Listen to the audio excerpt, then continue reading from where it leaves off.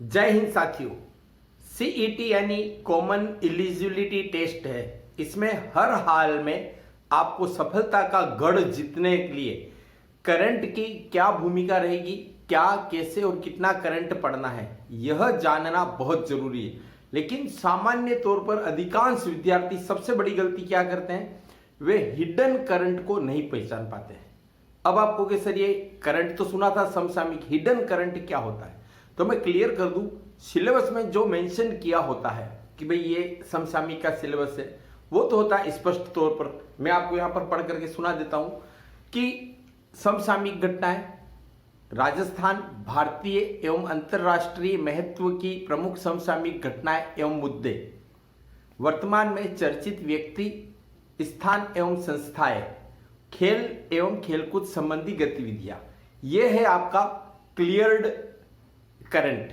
अब इसको तो आप सभी नॉर्मल वे में तैयार करते हैं, लेकिन जहां पर हम गलती कर बैठते हैं स्टूडेंट्स, वो गलती है करंट जो हिडन है, जो छुपा हुआ समसामयिक है, उसको समझने में गलती कर बैठते हैं। वो गलती आपको नहीं करनी है। अब आप जानना चाहोगे कि समसामयिक छुपा हुआ कौन सा है और क्या है, तो पहले मैं आपको बता दूं कि आपको पता होगा आपकी एग्जाम में 150 क्वेश्चन आएंगे। हर एक क्वेश्चन 2 अंकों का होगा, यानी कुल 300 अंकों का पेपर है। आपको इसको क्वालिफाई करना है। अब क्वालिफाई करने में सबसे बड़ा रोल करंट का होता है, क्योंकि ये लगभग सिलेबस के लगभग हर हिस्से से संबंधित रहता है और उसी को हम कहते हैं हिडन करंट। अब वो क्या है, मैं आपको कुछ एग्जांपल से बिल्कुल क्लियर कट कर देता हूं। आपके सिलेबस का पहले ही पार्ट है भारतीय राष्ट्रीय आंदोलन पर विशेष बल के साथ राजस्थान और भारत का इतिहास। अब आप सोचोगे सर इतिहास का करंट से क्या लेना देना है, तो मैं आपको बता दूं कि इसमें जो दे रखा है ना कि भारतीय स्वतंत्रता आंदोलन, तो आपको पता होना चाहिए कि अभी स्वतंत्रता के 75 वर्ष पूरे हो गए हैं, इसलिए अमृत महोत्सव, आजादी का अमृत महोत्सव चल रहा है। ये 12 मार्च से शुरू हुआ था, क्योंकि 12 मार्च को दांडी यात्रा की शुरुआत हुई थी। तो अब जब पेपर सेटर क्वेश्चन सेट कर रहा होगा ना, तब उनके दिमाग में रहेगा कि हिस्ट्री की इस घटना का या इस तिथि का वर्तमान में रिलेवेंस है, प्रासंगिकता है, इसलिए इसे क्वेश्चन में डाल दिया जाए। तो आपको अब तो आप समझ गए होंगे कि करंट कितना महत्वपूर्ण है। मैं आगे एक और एग्जांपल दे रहा हूं। राजस्थान का इतिहास, कला, सांस्कृतिक, साहित्य, परंपरा और विरासत। अब यहां पर हम बात करते हैं कि इसका करंट से क्या लेना देना है।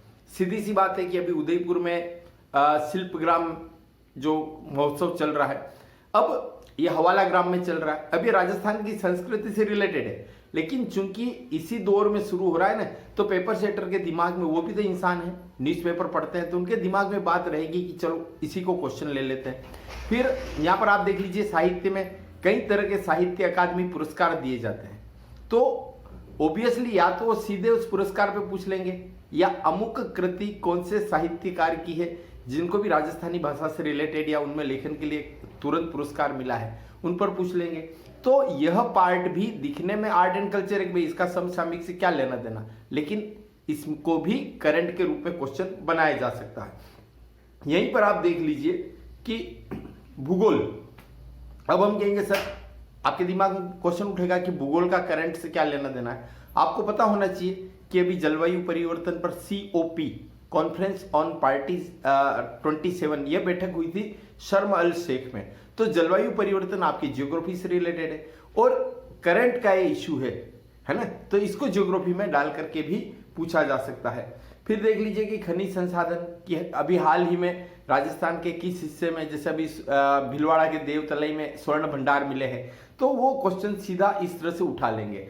अब परिवहन के साधन, तो परिवहन के साधन में वो पूछ लेंगे कि भाई वंदे भारत जो ट्रेन है, या फिर इसी में एक और क्वेश्चन बन जाएगा आपके भारत गौरव ट्रेन वगैरह, इनके बारे में आपसे क्वेश्चन पूछ लेंगे। फिर इसी में हम आगे बढ़ते हैं कि आपके सिलेबस में राजस्थान का जो भूगोल है, अब राजस्थान के भूगोल में आपसे पर्यटन स्थल वगैरह में क्वेश्चन है। तो अभी उदयपुर में G20 का शिखर सम्मेलन हुआ, तो जाहिर है कि इससे भी उदयपुर और राजस्थान का टूरिज्म एकदम में से क्या करेगा, इसमें बूम आ जाएगी, तो इसको भी उससे कनेक्ट करते हुए क्वेश्चन पूछा जा सकता है। प्रमुख जनजातियां वाला टॉपिक है, तो आपको पता होना चाहिए कि कथोड़ी, खेरुआ और सहरिया, इनको मनरेगा में रोजगार 200 दिन कर दिया गया है। तो उस तरह से, यद्यपि आपका हेडिंग क्या है इसमें कि राजस्थान की प्रमुख जनजातियां, लेकिन मनरेगा वाला क्वेश्चन भी इनमें से पूछ सकते हैं। फिर थोड़ा आगे बढ़ते हैं, राजस्थान पर विशेष बल देते हुए भारतीय राजनीतिक व्यवस्था। अब देखिए इसमें बहुत सारी चीजें पूछी गई है, सीएजी, निर्वाचन आयोग के बारे में, ठीक है नहीं, यहाँ पर और दे रखे सूचना आयोग के बारे में, लोकपाल, लोकायुक्त, मानवाधिकार आयोग वगैरह इनमें। तो वर्तमान में इनके अध्यक्ष कौन है, वर्तमान में इनके एक्ट में अमेंडमेंट क्या है। तो आप इसको लाइटली नहीं ले सकते हो कि साहब इसमें भी करंट से तो कोई लेना देना ही नहीं, आप पुरानी परिपाटी के क्वेश्चन रटे जा रहे हैं और परीक्षा में देखा कि काफी पेपर का काफी हिस्सा समसामयिक से रिलेटेड आ गया, तो वहां पर भी एक बहुत बड़ी डिफिट हो जाएगी, बहुत बड़ी चूक हो जाएगी, आपको ये भी ध्यान रखना है। अब जैसे भारत की अर्थव्यवस्था, आगे राजस्थान का भी इसमें शामिल है। सीधा पूछेंगे सब्सिडी, तो आप जान रहे हैं कि सब्सिडी में अलग अलग वर्ष के बजट में सब्सिडी चेंज होती रहती है। फिर देख लीजिए इसमें आपका बजट निर्माण वाला इशू भी है। तो वर्तमान में बजट, जैसे अभी राजस्थान का बजट मुख्यमंत्री अशोक जी गहलोत ने खुद स्वयं पेश किया वित्त मंत्री की हैसियत से, प्लस पहली बार कृषि बजट अलग प्रस्तुत हुआ है। तो यद्यपि इकोनॉमिक्स लग रही है, लेकिन इसमें भी क्वेश्चन कैसा बन रहा है, करंट का ही बन रहा है। बैंकिंग वाला जो सिस्टम है, तो उसमें क्या क्वेश्चंस आ जाएंगे आपके, रेपो रेट क्या चल रही, रिवर्स रेपो रेट क्या चल रही, हर 2 महीने में चेंज हो रही हो। तो आप करंट को साइडलाइन करके किसी भी एग्जाम को क्लियर नहीं कर पाते। कई बार कोचिंग्स में या किताबों में होता है कि करंट 10% पूछे जाएंगे, या कई बार सिलेबस में भी क्लियर मेंशन होता है कि समसामयिक से अमुक 10 प्रश्न या ऐसे पूछे जाएंगे, लेकिन ऐसा नहीं है। सिलेबस के अलग अलग हिस्सों से बहुत सारे क्वेश्चन करंट ओरिएंटेड होते हैं। जैसे विभिन्न कल्याणकारी योजनाएं, यह भी राजस्थान की अर्थव्यवस्था में पॉइंट है। अब इसमें पूछ लेंगे कि मुख्यमंत्री बाल गोपाल योजना क्या है, बच्चों को जो सप्ताह में 2 दिन मंगलवार और शनिवार शुक्रवार को जो निःशुल्क दूध पिलाया जाता है उसके बारे में है।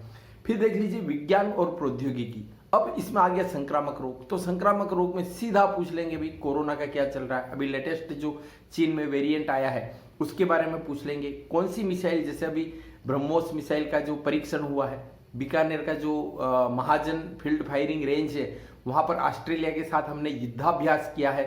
अब ये सारी चीजें कहां पर आके अटक जाती, करंट पे ही। हाँ, तार्किक विवेचन है, मानसिक योग्यता है, हिंदी, अंग्रेजी और इसमें कंप्यूटर का ज्ञान वगैरह, इनमें करंट जरूर इतना इशू नहीं रखता है। लेकिन यहाँ पर ध्यान रखिएगा कंप्यूटर में भी लेटेस्ट वर्जन क्या है, नई टेक्नोलॉजी क्या है, इस तरह के क्वेश्चंस आ सकते हैं। तो आपको सिलेक्ट होना है, हर हाल में सिलेक्ट होना है। तो आपको जरा भी कंप्रोमाइज नहीं करते हुए पूरा फोकस करंट पे करना है, क्योंकि आप कम समय में भी, अभी आपके पास जितना समय है उसमें भी अगर आपने करंट को अच्छे से पढ़ लिया तो मुझे पूरा भरोसा है कि आप ये जो अपने सीईटी को जो क्वालिफाइड करना है उस टारगेट में आप सफल हो जाएंगे। अग्रिम हार्दिक बधाई, शुभकामनाएं, धन्यवाद, जय हिंद।